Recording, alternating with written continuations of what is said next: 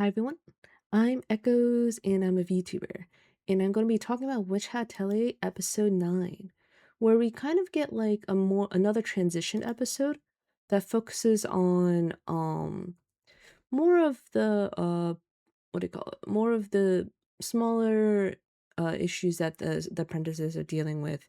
We learn also about the tests that must be taken in order to eventually be able to do more things.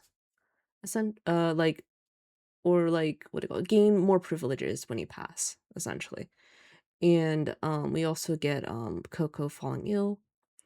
So yeah. So overall, and also Qifrey trying to reveal some of the Brimhat secrets and stuff. So yeah. Anyway, let's continue on. Overall overall it's a bit of a more leisure episode, but it's a bit dark too. So we get a bit of a change of pace this time around. So yeah. Anyway, let's get started. So in the beginning, we see Mr. Nono helping customers here, and then you can see that Tartah is a bit kind of like concerned over our grandfather because the last episode, Qifrey did a light spell, so but his grandfather no longer remembers it, and he's wondering if Qifrey is behind it, which is I think understandable because he is technically correct. So yeah. And then you can see that we go now back to the apprentices, and you can see that uh Coco is trying to do a wind spell to try to grab the pears, grasping wind seal, but she did a small one that was too small and a big one that's too big. So she's trying. They're trying to work out a solution about perhaps making it angled so that it could twist the pears off. And you can see that they're learning some good problem solving skills with practical applications here. So you can see like, oh, if something chain of signs to suit your goal is what makes spells infinitely adaptable, which is very true. If something doesn't work, figure out why you failed. And then you can see they plant the tree back. And you can see it's commenting Tetia, which she appreciates. And then you can see that like Agott's like, do you really have time to spend time helping others? You should just if you're aware of what you're not good at, you should just keep practicing. She has a pretty cool pose here. I remember it was pretty cool in the manga as well. And you can see Agott is maybe able to help them. Business, and you can tell she's busy studying for her test. And this is where Coco learns about the other tests, besides the Cassandra Crown. And you can see Rije comments that there's 5 of them. And you can see that Qifrey interjects here, explaining that the point of the test is a challenge to learn about yourself and also test your capabilities, of course. Whether or not they matter depends on the attitude of the test taker, which all struggled with the same old problem. Magic exists to make people happy and decide that the test should be adventures in the outside world. The first test is the consent of the crown, which we already know about. It allows a witch to become an apprentice. Let's see. Second test is sincerity of the shield. Did they explain the details of it? Let's see. Third test is the Kyrie of the Key Vive. Fourth is goodwill of her grace. And fifth test is word of the wise. So is a pinnacle of proving. So it looks like it's 5 tests essentially create a pentagram here. Which is kind of interesting regarding their locations are very specifically located. At least on this like continent where Witch Hat takes place. Each step you take allows you to do more with your magic. So yeah, allows you to do more missions. And it no longer need tutelage. The last test is for taking on apprentices, so you don't have to worry about that until after you graduate. So at least so far in the series, I believe that the anime season will probably go up to test 2. And even the manga, they only just mentioned test 3. So far we're, going generally pretty slowly with regarding the tests. Because if you think about Coco passes or deals with the first 2 tests relatively quickly regarding pacing.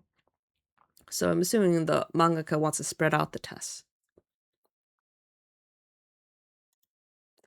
And you can see that Tactic is like, I'm always thinking about what I want to do after I graduate, helping all sorts of people. One person says thank you, one person gets thanked.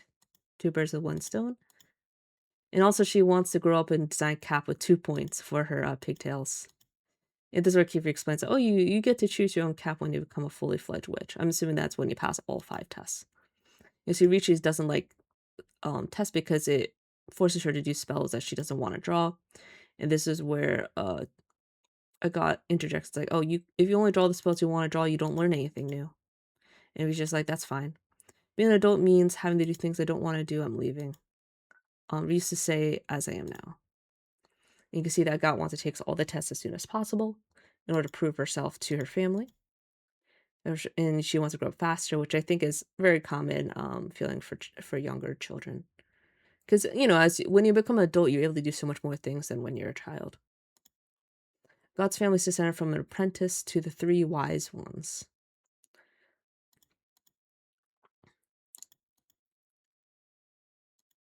So you can see that Agott's family is technically from a more of a noble house in the witch hat world called House Arklom, which is her last name. So Agott is also trying to get to the Tower of Tomes. And you can see, I came from a different starting point than you guys. And you can see that, oh, okay, let's try that Grasping Wind spell another time. And you can see that he goes to the fundamentals. Like, by drawing spells, you remember them. Power you acquire that way will never betray you. And then you get the opening, which we'll skip for now.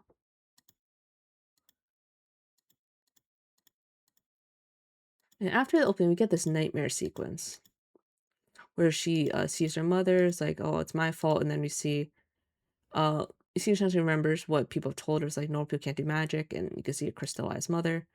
You're ignorant, putting us all in danger. I don't want anything to do with the Brimhats, which is what Agott said. It was kept a secret so nothing like this would happen. And you see she sees ego in here. It's all your fault. Be your fault when the world falls apart. You see that she's having nightmares because of this. See that Brush Buddy is comforting her. And then you see that Agott's still awake, and then Qifrey says stop to give her some time to rest. And I couldn't sleep. And you see that Coco's still trying to practice because she feels impatient because she what will she have to keep doing in order to save her mother, right? She feels that sense of urgency and her own powerlessness.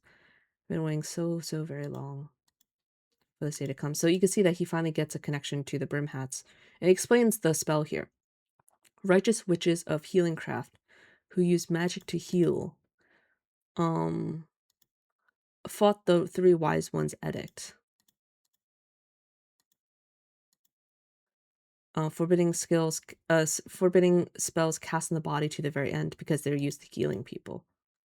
And then it was a spell that allowed them to share medicine between them, no matter how far away one vial may be. Contents could be shared through a seal inscribed metal within. Revoca, a delicate spell of healing lost since the day of the pact. Not that only the brim caps can create now. So I think he also mentions in the sequence, I couldn't get the exact words, but he mentions how the wise ones wiped the healing witches of all their knowledge of magic. So it's because of it, that's why this spell technically could have been lost to time, but the Brimhats were able to recreate it again. You're useful, but I have to dissect you. Unknown power is too dangerous to tamper with. All I need is the inscribed metal with it. He's trying to get the metal inside. At a place, because he wants to use it to guide where the Brimhats are. But you can see that once he tries to take it out, I'll have more current indicators of location. But it has a spell inscribed that essentially prevents him from being able to remove it completely. It's a lightning and then a water spell combined to essentially incapacitate the witch that's trying to remove it. You can see the Egon comes in and is like, oop. And he's like, oh, you're the Brimhat. And then he breaks the bottle. And then you can see that Qifrey has his own reasons. Like, I'll get back what was taken from me. Here. It makes more sense once you catch up with the manga why he says that, but I'm not gonna go into explanation as to why. And you can see that Gun's like, "Oh, what a waste." But regardless, it was still a good learning opportunity for Coco, and also now she gets to use normal ink. She doesn't use the super enhanced ink with blood in it, so I think it's fine that she uses normal ink now. See that Coco and Qifrey are tired because they didn't really get much sleep.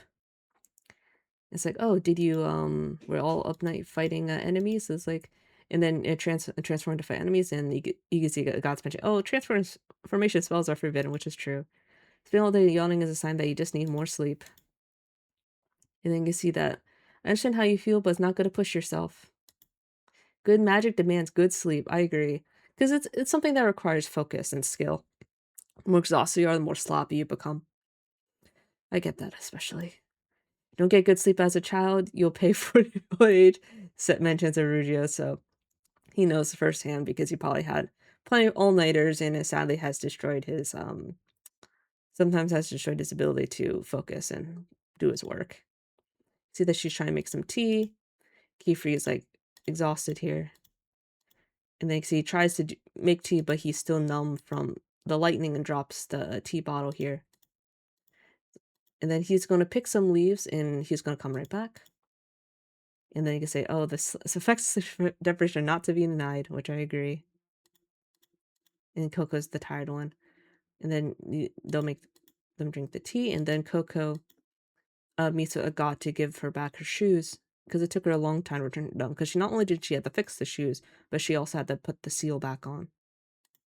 Took long to get the seal right. And Agott's like, why is this what you're working on? If it's hard to find them, just redraw them yourself. And then you can see Agott's like wondering, it's like, you never told Qifrey I forced you to do the test. You could have told Origio too. Why? I don't understand what's going on in your head. And this is where Coco explains, like, it is that day, it is true that you like forced me and it was pretty scary. And but when I stood on the base of the Dagda range, I wanted to prove that, I was worthy and that I could do it right. I wanted to overcome the trial with my own magic. So in a way, in the end, Coco's just really nice, and she just wanted to prove her worth, which makes sense. And Agott gets that because she's been doing that her entire life. And Agott's like, I'm the only one who's been worrying about the entire time. But you can see that Coco kind of sways and then collapses because of a fever. She most likely pushed herself too hard from the multiple all-nighters. Because as you know, when you push your body too much, your body naturally weakens, especially its immune system. And then that makes it more easy to get sick. So that's why you want to keep your body in good condition and prevent you getting sick at the same time. You see that Qifrey eats an herb here to get feeling back because he was had to remove the numbness. Then he's like, oh, make sure you keep my secret, brush buddy. And he calls it Fun Fun, which is a puffball. And then you can see that Agott comes real quick and she crashes into him. The casting seal's long, so the casting seal's off balance. And you can see that she mentioned that Coco's not feeling well and that he's going to the nearby town to bring her to a hospital. And you can see that Tartah's playing with the town's outer, like, kids in the town's outer area. It's like, oh, you're going already? And then like you live in that sandbar, right? And why don't you just fly home? And then Tartah is like, oh, there are rules to those things. Because he's not an apprentice, which is probably why he's not allowed to use the hover boots. And you can tell that he's trying to get to the ferry, but once the bell rang, but he meets Qifrey, who has Coco, who has a fever right now, and he asks him to bring her help guide them to the hospital because the town is very much like a maze, and looks like they're able to find it here because we'll look after her.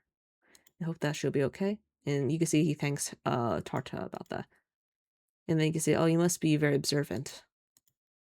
You can see that now Tartah wants to ask him about something, which I don't remember exactly what. It's probably asking him if he did anything to his grandfather or if he could become a witch or something along those lines.